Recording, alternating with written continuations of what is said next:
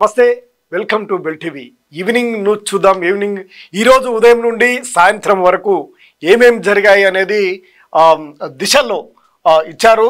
ప్రధానంగా బండి సంజయ్ పై కోడిగుడ్లతో దాడి యత్నం. పాపం బండి సంజయ్ మీద దాడి కాంగ్రెస్ ప్రభుత్వం వచ్చినప్పటి నుండి కూడా ఆయన మీద దాడులు అయితే జరుగుతూ ఉన్నాయి.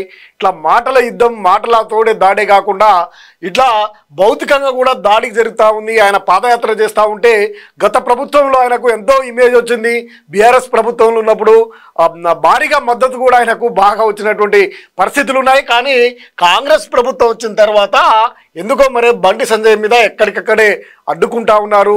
భౌతిక దాడికి కూడా ఆయన మీద అన్ని నిరసన వ్యక్తం చేస్తున్నటువంటి పరిస్థితి, ఆయన కొంత అసహనానికి గురవుతున్నటువంటి పరిస్థితి అయితే కనిపిస్తుంది. మొన్న హుస్నాబాద్లో కాంగ్రెస్ కార్యకర్తలు ఆయన పాదయాత్రను అడ్డుకున్నారు.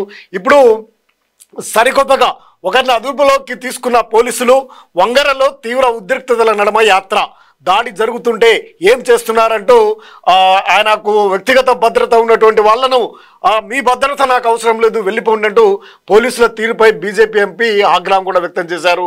కోడిగుడ్లతో దాడి జరుపుతూ కాంగ్రెస్ శ్రేణులే ఈ దాడికి పాల్పడ్డట్టు కనిపిస్తుందనేది. కానీ భద్రత కల్పించాల్సినటువంటి వారు ఒక ఎంపీకి కూడా భద్రత కల్పించడం లేదు అంటూ ఆయన మండిపడ్డటువంటి అంశాన్ని కూడా మనం ప్రధానంగా చూడొచ్చు. భీమదేవరపల్లి ఎంపీ బండి సంజయ్ చేపట్టినటువంటి ప్రజాహిత యాత్రపై కాంగ్రెస్ కార్యకర్తలు గుడ్లతో దాడికి యత్నించారు.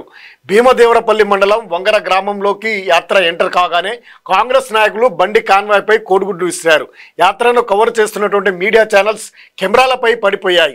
వెంటనే బీజేపీ కార్యకర్తలు అప్రమత్తం కావడంతో కాంగ్రెస్ కార్యకర్తలు పరారయ్యారు. వాస్తవానికి బీజేపీ కార్యకర్తలు కూడా దండిగానే ఉంటారు. ఎక్కడైనా ఈ దాడులు వస్తున్నాయి అంటే వెంటనే చుట్టుముట్టే రకం వాళ్ళు. కానీ వారు కాంగ్రెస్ కార్యకర్తలు వెంటనే పారిపోయారట. పారిపోవడంతో వాళ్ళు కొంత మిగిలిపోయారు. మేము తలుచుకుంటే మీరు తిరగలేరు అంటూ బండి సంజయ్ మండిపడతా ఉన్నారు. మేము మాత్రం తలుచుకుంటే మీరు తిరగలేరు రోడ్ల వెంట అంటూ హాట్ అయినటువంటి కామెంట్ చేశారు. నిన్న పొన్నం ప్రభాకర్పై, మంత్రి పొన్నం ప్రభాకర్పై విరుచుకుపడ్డటువంటి బండి సంజయ్ ఈసారి మళ్ళీ కాంగ్రెస్ మొత్తానికే టార్గెట్ చేసి మాట్లాడుతూ ఉన్నారు. మేము తలుచుకుంటే మీరు ఒక్క బజార్కి కూడా తిరగలేరట్టు.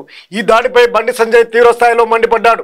శాంతియుతంగా యాత్ర చేస్తుంటే కాంగ్రెస్ నాయకులు రెచ్చగొడుతున్నారని ఫైర్ అయ్యారు.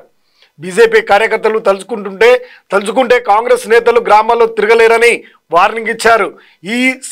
మా సహనాన్ని చేతగానితనంగా భావించొద్దని కూడా హెచ్చరించారు.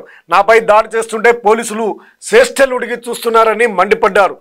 మీ సమక్షంలోనే దాడి చేస్తుంటే ఏం చేస్తున్నారంటూ పోలీసులను ప్రశ్నించారు. కనీసం వారిని నిలువరించలేకపోవడం ఏంటని నిలదీశారు. అలాంటప్పుడు మీ భద్రత అక్కర్లేదు, వెళ్ళిపోండి అంటూ పోలీసులపై ఆగ్రహం వ్యక్తం చేశారు మంత్రి. నా రక్షణ సంగతి మా కార్యకర్తలే చూసుకుంటారని చెప్పారు. కాగా తీవ్ర ఉద్రిక్తత మధ్య వంగరలో బండి సంజయ్ ప్రజాహిత యాత్ర కొనసాగుతుంది. కాగా కోడిగుడ్లు విసిరినటువంటి వ్యక్తిని పోలీసులు అదుపులోకి తీసుకున్నారు. అతడు కాంగ్రెస్ పార్టీకి చెందిన గజ్జల సురేష్గా గుర్తించారు. అయితే మంత్రి పొన్నం ప్రభాకర్ ఆదేశాల మేరకే కాంగ్రెస్ కార్యకర్తలు దుర్భాషలు పాల్పడుతున్నారంటే, ఇటువంటి దుశ్చర్యలకు పాల్పడుతున్నారంటూ బీజేపీ కార్యకర్తలు ఆరోపిస్తున్నారు. మొత్తానికి ఏదేమైనప్పటికీ బండి సంజయ్ యాత్రను అడ్డుకోవడానికి కాంగ్రెస్ మాత్రము ఎక్కడెక్కడ అడ్డు తగులుతూ ఉంది. వాస్తవానికి బీజేపీ తెలంగాణలో అధికారంలో లేదు, కేంద్రంలో ఉంది. కానీ ఆయన చేస్తున్నటువంటి యాత్రను అడ్డుకోవడం కొంత విచిత్రమే. ప్రతిపక్షంలో ఉన్నటువంటి బీజేపీ పార్టీని అడ్డగిస్తుండడం ఒకంత అది అధికార పార్టీకి సంబంధించినటువంటి వ్యక్తులు అడ్డగించడమే కాకుండా నిరసనను తెలుపొచ్చు. కానీ ఈ విధంగా రాళ్ళు కోడిగుడ్లతో రాళ్ళు జరపడం అనేది ఇది ప్రజాస్వామ్యానికి గుడ్డలు పెట్టంటూ ప్రజాస్వామికవాదులు విమర్శిస్తూ ఉన్నారు.